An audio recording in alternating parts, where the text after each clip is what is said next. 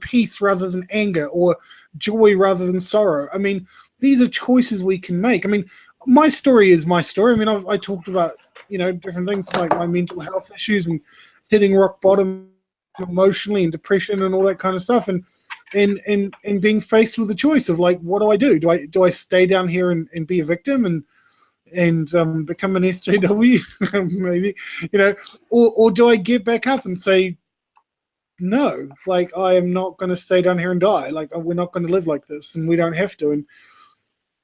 And I think human beings, we need stories. Human beings are not machines. We're not input-output machines. Like, we're not just these binary, like, yes, this is correct, this is incorrect. We know this. Like, this is not even up for debate. Like, human beings, since the emergence of language in human history, have told stories and myth and metaphor and legends, and like, we crave stories. And so I think, if the story that you're holding on to is leading you to become a better person in the world, then great. If it's all about just ego and being right and being justified, even if you are factually correct, go fuck yourself, to be honest. Okay, so fair enough, right? So if okay, but see, this would matter to me. Like, if oh, brother, there's so much to unpack here. If we're going deep, Lucas. Yeah. Well, okay. So if Jesus is real and the story is as told, then regardless of whether you admire what he did, you're sort of foolish for not following it. Would you say that's true?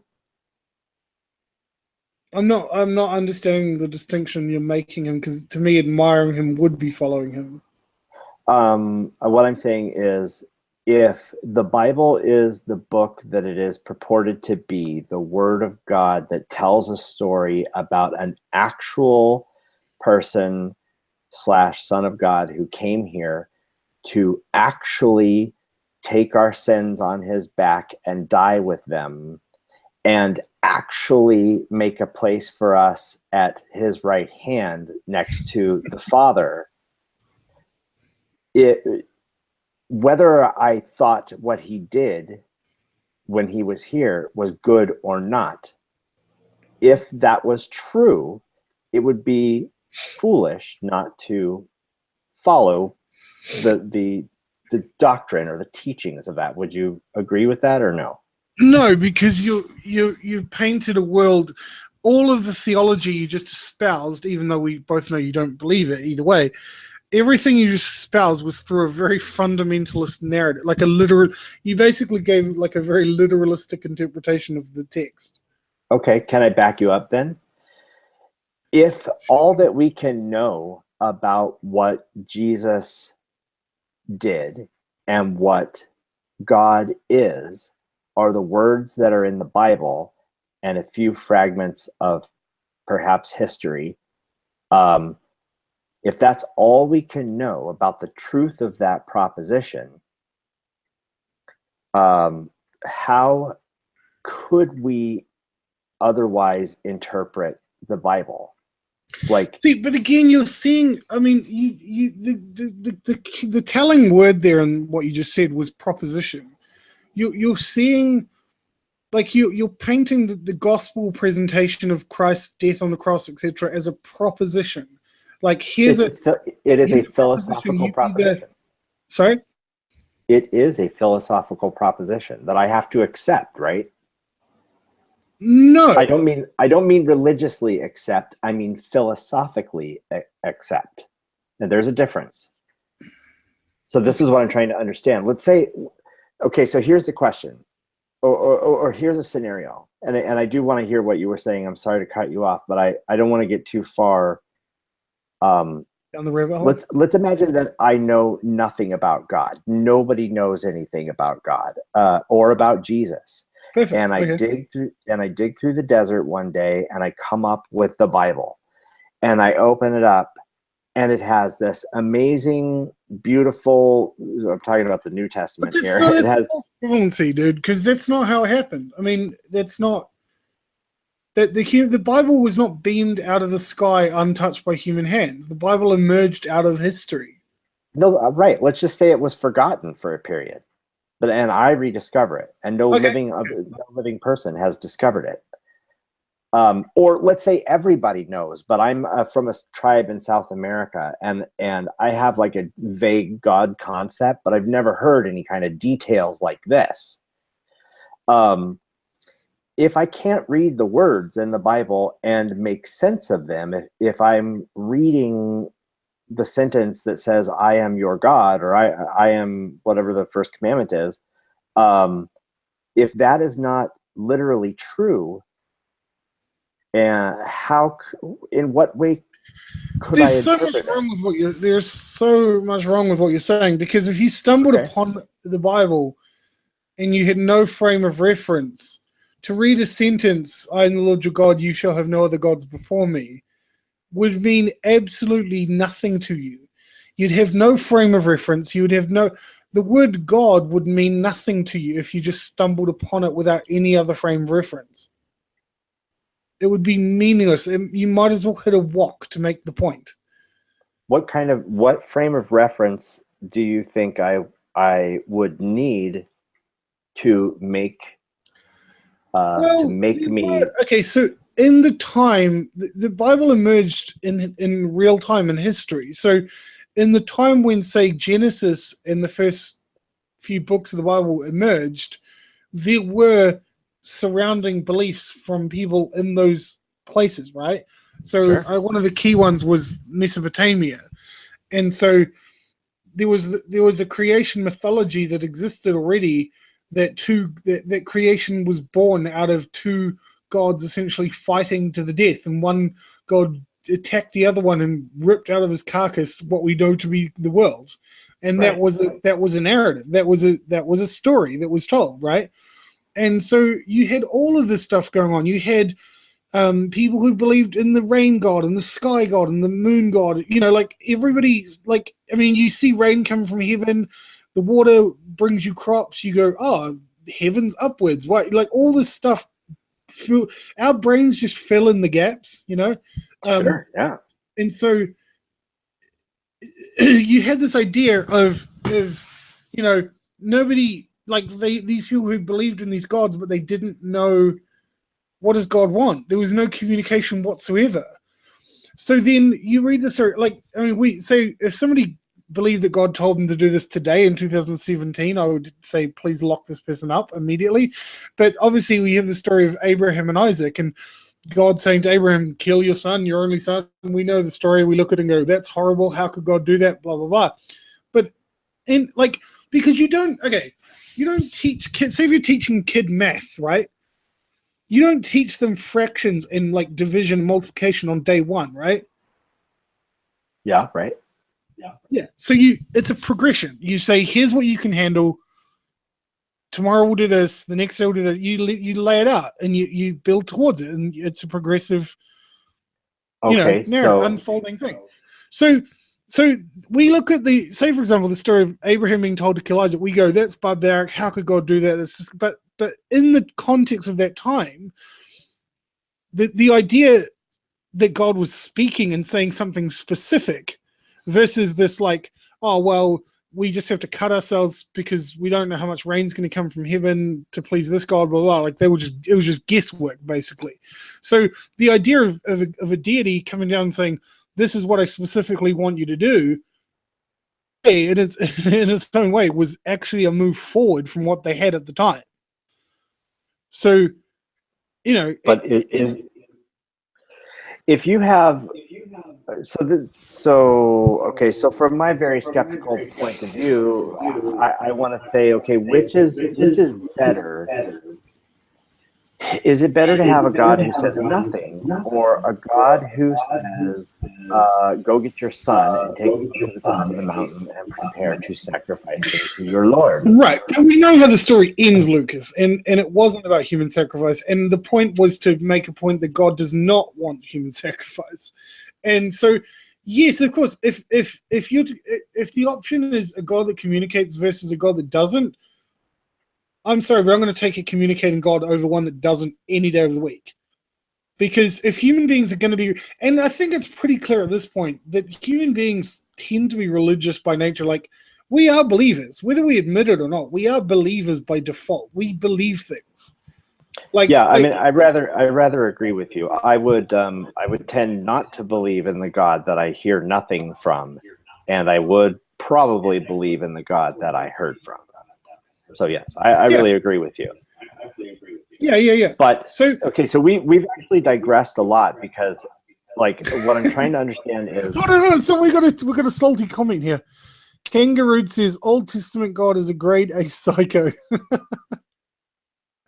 We can totally dive into that. Maybe today, maybe not today. I don't know. But I mean, that's a commonly held viewpoint from many people. Yeah. And well, so the question is, like, I believe that a person like you, and correct me if I'm wrong, absolutely, but I believe that when you read something like, Abraham grabbed Isaac and they went up to the mountain, and you are somehow you can read those words and come away from that story lifted up. You're somehow fulfilled or filled or partially filled. I don't know, with that, with something from that. Like, that moves you in a way that you're like, oh, what a loving God didn't make Abraham kill his son.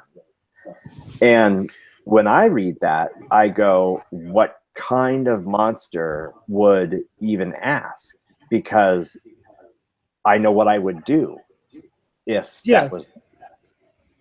Do you know why that's so beautiful? It's because you're a dad. You're a dad. You're a father. You understand the impulse of a father, and you would never do anything to put danger. But isn't that what God want? Like, Mark, this is what I don't understand about the stories like that is, if, like, I cannot parse out the logic, and this is why apologetics drives me so crazy, because I know that I can't parse out the logic, because who am I? I can't think like God, right? So that's the apologetic for that. But I can't, when I read something like that, there is no part of the story that occurs to me as a truth that a God would want to do. Like, if Isaac or Abraham did take Isaac up there, and God said, and this was written down in the Bible, Abraham, you are a fool. Don't you ever do something like this again. I am teaching you that you no longer have to sacrifice people. These are the words I wrote. You no longer have to sacrifice people, says the Lord your God. Abraham, you're a punk for doing so, but I love your loyalty, but don't ever do that again. That is a statement that I could go, okay, that makes sense to me that a God would write that. Now, that's argument from incredulity. I get it. But, knowing what the history of the human race is, that sounds much less like a God wrote that and much more like a man wrote that. Yeah, a man did write that. Without any influence from a God. We're all influenced by God. Do you want to know something funny? Let's lighten the mood here, because we're getting deep into theology. Yeah, we are. Okay, I'm going to tell you something. This is something I learned years ago. This is the genealogy between Adam and Noah, right? So this is between the creation of the world and the flood. So this is the name. This is the meanings of each name in order. I kid you not, in order from Adam to Noah, right?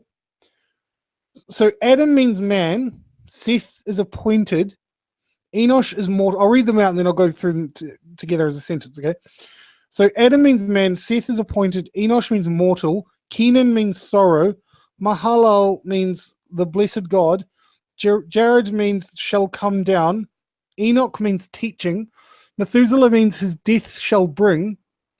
Because Methuselah was like the oldest man alive according to the Bible. Yeah. There was actually a story, basically a prophecy about him that it was after he died that the flood would come, and it was in the year of his death that the flood actually came, according to the Bible. Right. And the fact that he was the oldest person that ever lived showed the patience of God was the point. But Lamech means the despairing, and Noah means comfort or rest. So if you put all those words together, basically it says, man is appointed mortal sorrow, but the blessed God shall come down, teaching that his death shall bring the despairing rest. Boom. Yeah. Boom. That's just the meanings of the names. That's crazy. I love that stuff. Well, okay, so I can totally see that if I was like sitting in your shoes, how I would go, wow, there's a message in there that's got to be valuable. It's got to be right. Names in the Bible. Yeah, but from my point of view, I would go, let's see, if I needed to write a story that confirmed the message that I was trying to convey across this whole thing, I should make the names of the kids. Keep in mind, if you want to argue the point that it was all written by men, these books were written by people that some of them didn't even many of them did not even meet each other, by the way. Sure, so it's not like they had a chance to collaborate. They didn't have the internet and emails. Yeah, no, understood. But they all had a general idea of what their theology was. You know what? I want to get back. I want to switch gears because I want to get back to this SE stuff. I think it's a great idea. What does the thing that always fascinates me is the desire to question people's belief and the foundation of their beliefs. I really, on the surface and below the surface as well, I really don't have an issue with that per se. What I do find interesting is, I know in my own life, and I think I've said this to you before anyway, but for the sake of the fact that people are listening, I know what it took for me to change my beliefs. I know what it took for me to be challenged enough to question the core of my beliefs. And it took pain. It took disruption. It took hitting rock bottom. It took crossing from sanity to insanity, like actually having serious issues. And you could just deconstruct the fiber of their being in like a 5-minute little conversation with a timer and a clipboard. Like that is just an endeavor into madness for me. I'm like, human beings are subjective creatures who don't even fully understand themselves, let alone be understood, and that's the thing, and that's the other part of it as well. It's trying to deconstruct beliefs that, like you said earlier yourself, that beliefs that we hardly even choose. Like, it's probably fair to say that we hold beliefs that we don't even know we believe. Like, I've heard comedians talk about this, right? Like when you go to a comedy show and you find yourself laughing at something and it exposes a reality or a belief that you didn't even know you had, Mm-hmm. It's like, and that's why, I spent 8 hours on this live stream the other day with these artists, like these musicians and singers and songwriters and these creative people. And it was just, honestly, I'll use a spiritual word here, but it was transcendent. Like, it was absolutely incredible. Like, to just see these people, and I'm like, the way they give themselves over to the art and the way that they see the world differently. And they, I had this like newfound respect for them, because I was like, you can look at these artists and famous people, and I know a lot of these liberal sort of artist types get mocked and stuff if they have an opinion. They're just like, oh, shut up, you're famous, blah blah blah, we don't care what you think. And I call bullshit on that now. Like, I was like, this is ridiculous. Like, I could just see these people who have spent years and years like with this art, this creative work that they pour their lives out for, and I'm like, it's easy to look at them and go, oh yeah, they've got success or a certain level of fame or whatever.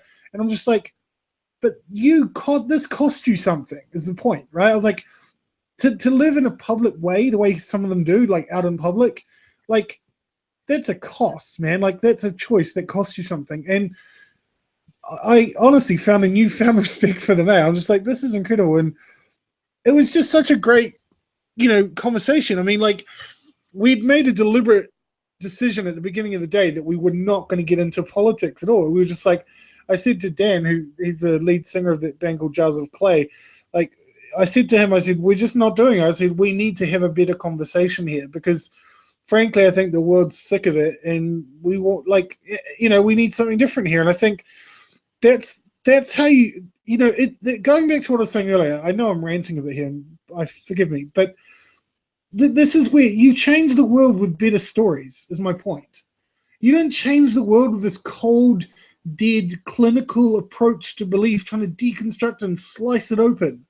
That's bullshit. It doesn't work. Like, even if it worked, I'll say it like this: even if it did work, it doesn't work.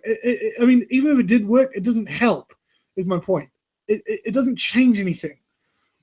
Yeah, well, that's not that's not really SE. That's not the point. No, but I'm saying, even if you're right about everything, that's not how people get moved, and that's not how we change the world, if that's what we want to do. I mean, if you don't want to change the world, that's fine.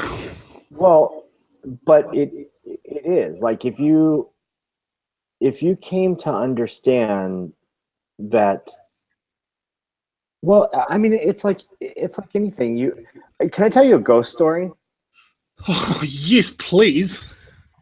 All right. So, on my journey for understanding, to trying to find God, I figured, okay, fine. If I can't get to God directly, I'm going to go after the spirit world, right? So I'm going to see if there's any spirits. So I actually became a ghost hunter. And I would run around with my team of qualified ghost hunters, and we invested thousands upon thousands of dollars in this gear that nobody understood, like, how it worked or what it even really did. And we would run off to people's houses who would tell us, and they earnestly believe, I'll tell you about, no, I won't. They earnestly believe that there are entities that live in their house. And so anyway, there was this one time where I'm staying in a haunted hotel, and mind you, I have never had a supernatural experience. But I'm staying in this haunted hotel in Jerome, Arizona, which used to be the hospital for the mine, and I'm in the room that was the X-ray room. So virtually every case that came into this hospital went through this room where they were X-rayed and whatever. And I'm laying in bed, and it is perfectly quiet, except for every now and then I hear this sound from the bathroom. And I had been told previously that you will hear these sounds, these ghosts that hang out in the bathroom of this hotel room. I kept hearing this sound. I was like, son of a bitch, there is a ghost in this room. I was really scared. I let my wife go to sleep because I didn't want her to deal with my terror, but I literally was eyes wide open the whole night. Until about maybe 3 or 4 in the morning, and all of a sudden it made a very loud noise, same pitch and timbre and tone and echo and quality, but it was louder and longer, and I realized, God damn it, it was the ice melting in the ice bucket, and then the pile of ice just finally collapsed on itself, right? If I had never discovered that it was the ice melting, and let's say this was my permanent bedroom, and I was hearing this all the time, I would be relieved to find out that the belief that I held that was keeping me up, it was keeping my pulse at 100 and above the whole night. I would be relieved to find out that I was wrong about what I believed. And that is sort of to me, the service that SE does, it can help people at least throw away that one little bit, like the ice bucket thing. If somebody had said, dude, that's your ice bucket, that doesn't eliminate ghosts for me. That doesn't even eliminate ghosts from this hotel or this room. It eliminates that one thing. And that could have been my whole reason for belief, was that one thing. And then I would have thrown the whole thing away. But you're right. The point is not to deconstruct what somebody believes so that they throw away their whole worldview and become an atheist and start voting, Democrat. The point is that they understand why they believe it, and that they themselves are satisfied. What am I going to do? I'm going to tell you that you shouldn't be satisfied with why you believe? No, I would never do that. If you are satisfied with why you believe, great. The example, and just to let everyone know, I'm going to be winding this up in about 5 minutes because I'm pretty tired. But the example that you gave of the ice bucket thing, that was almost like a Wizard of Oz moment, like, seeing behind the curtain. Yeah. You're like, oh, this great big thing that I thought was scary and terrifying is just a little man behind a curtain. And that example, that's interesting that you gave that as an example, because that had nothing to do with SE at all. I mean, that was an example where you saw the truth for what it was and it exposed the lie. That was an experiential thing. The point is that you can find out that you believe in something for the wrong reason. I was convinced nearly 100% that there was a ghost in my friggin' bathroom. And it took a loud, disruptive noise for me to realize, oh God, it was the ice bucket. The street epistemologist, the friend who asks you, what is that noise? That person is the loud, he's the wake-up call. He's do you believe this for the right reasons? Yeah. So it was in Colby's astute note. It was an analogy, not an example. You saying it to me, it was about something in the chat. Oh. Yeah, so anyway, so I guess sorry? Okay. If we're going to carry on, I would like to take a couple-minute break. No, I'm just going to read this and then I'm going to end the live stream. Okay. Well, not necessarily immediately, but after we reflect on it. Then. Okay. Yeah. This is an article. I read this yet. I just came across the title. So, like, I'm reacting to this in the same time as you are. What are you talking about? I've got this article in front of me that I'm about to read. Oh, okay. Yeah. The title of the article is Former Law Professor Says the Socratic Method is a Shitty Method of Teaching. You showed me this before. I read this before. I can't have showed you this before. Yeah, you have. I could find it in our chats, I'm pretty sure. Yes, we've talked about this before. Well, I've completely forgotten about it, so it's like reading for the first time because I don't know what it says. Okay. Oh, crap. My computer sucks. The fact that some students manage to figure out the Socratic method is no reason for professors to pat themselves on the backs. The Socratic method is the marathon racing of law school. Greek, very few people like it. Those that do are way too into it to be healthy. And the best thing you can say about it is the first guy who did it died. But the law professors continue to sing its virtues. Because I told you that a while ago. It's to do with legal language, like law practice. Thousands of years down the road, even after evidence begins to mount that puts its students at a distinct disadvantage. That's why it's an event to see the law professors argue on an internet board about the merits of Socratic method as an instructional strategy. This rare view of professors seriously debating the merits of the teaching method that has defined the profession for years started on Outside the Law School Scam last week. MA wrote the post entitled, "If you're going to do law school, do it right." The Socratic method is the method used by sage law professors to tease the law's nuisances out of the minds of their brilliant pupils. In practice, it leads to lazy law professors with little real-world experience calling on whichever gunner they feels like talking that day.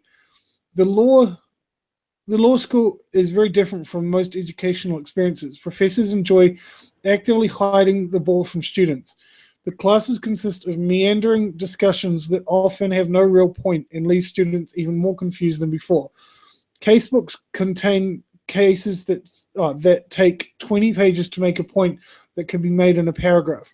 The legal education as hazing ritual model was bad when it began and only persists because the law school educational complex makes so much money selling material to help explain casebooks and simple points to law to students.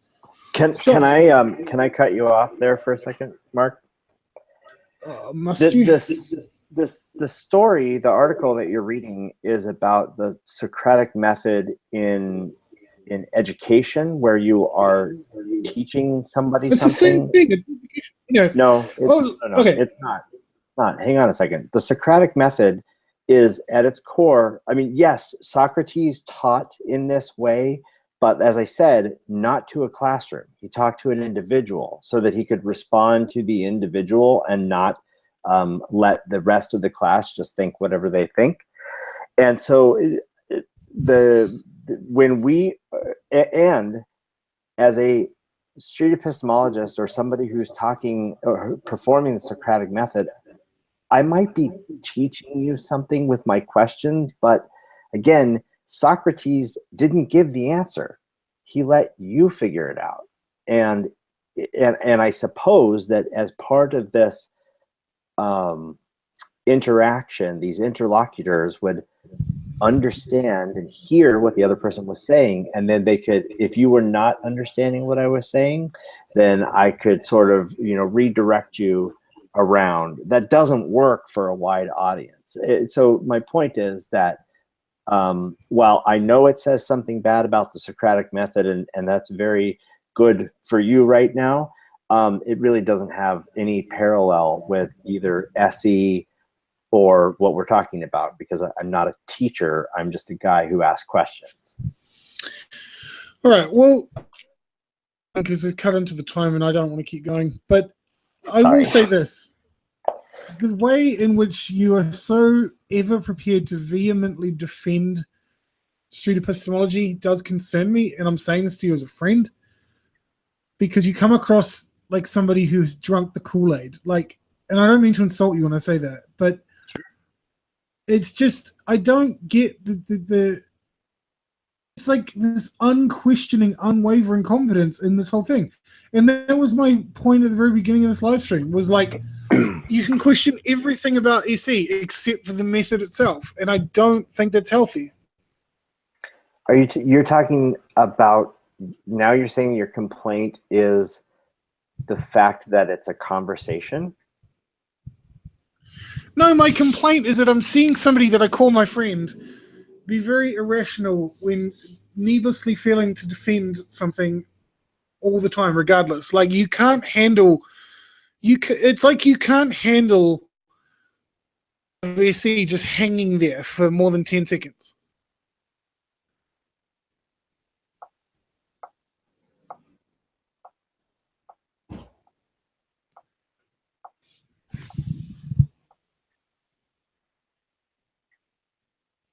Probably 12, right?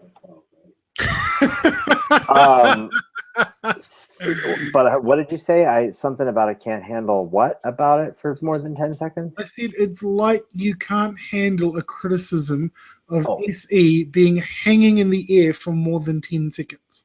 No, I can criticize SE myself. Would you like me to? I mean, Doug did it for you tonight. We all have our own concerns and objections. Here's the biggest one, Mark. We don't know if it does a thing. Every person that we talk to may be completely unaffected or totally devastated by it. There is no data on this process. I mean, you guys have got a pretty decent sample. This is a pretty good place to wind up, actually. There's probably how many people do you think SE has been done on in the context of since Peter Boghossian's book came out? I would think thousands, but there is thousands, yeah. So is there any examples of people that have come back and said, "Hey, thank you so much, this has changed my life"? There's one that I could put my finger on right now. And he's probably joined the cult. I couldn't say. I mean, it's on Anthony's channel. It sounded like the guy was going that way anyway. I would be really interested to see. If you can send me the link, I'd love to watch it. Yeah, see if I can dig it up. But that's not data. I mean, that just because one guy converted doesn't does not make the data. So, but here's the thing. It's sort of a new idea. It's only 4 years old since what's his face wrote the book, and since Magna Bosco started championing it, and so on and so forth. But the thing is, use the right word, evangelizing. Whatever, fine, evangelizing. Yeah, I would say I'm an SE evangelist. I love SE. I think it's great. It has problems. We don't know if it works, but it absolutely, in my mind, and I admit this is a belief because we don't know. The data, the jury is out. SE might not do a thing, but there's enough interest in it. Enough people think it has potential. And so there is money and there are studies that are coming. This is going to happen. People will start looking at whether or not street epistemology makes a difference. Have you ever heard of something called deep canvassing? No. So I guess in the last presidential election, there was an LGBT think tank. I'll make this quick. LGBT think tank in San Francisco sent out a bunch of people to the South where there was a bunch of pro-LGBT laws coming up to vote on. And they sort of created this thing called deep canvassing, which was, we think it's very much parallels street epistemology. It's not exactly the same, but it's essentially going to people's house and talking to them and asking them, questions like, do you believe in freedom and individual rights? And are these things important to you? And then therefore, can you see how a gay person might want to get married, even though you say it's illegal? Vote yes on our proposition. And this worked. I mean, we know from the voting outcome that it totally worked in the South. And so that is an indicator.